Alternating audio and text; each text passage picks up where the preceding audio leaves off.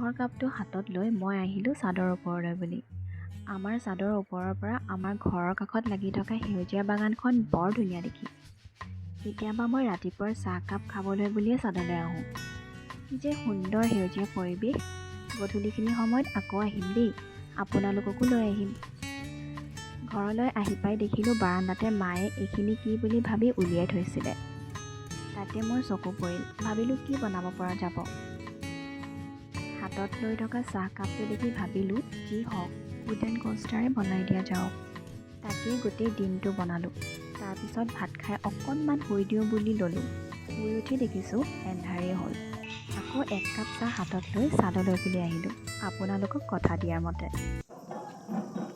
শুনিলে নহয়, ঢোলে গুমগুমাইছে। বহাগক আদৰিবলৈ আমাৰ ঘৰৰ ওচৰৰ হুঁচৰিযোৰা সাজু হৈছে। ময়ো তাকে শুনি শুনি হাতত থকা চাহকাপ শেষ কৰিলোঁ।